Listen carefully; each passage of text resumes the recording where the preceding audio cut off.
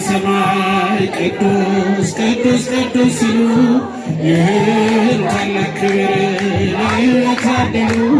በጽድቅ ሥራቸው በምን ይታያሉ? በጽድቅ ሥራቸው በምን ይታያሉ?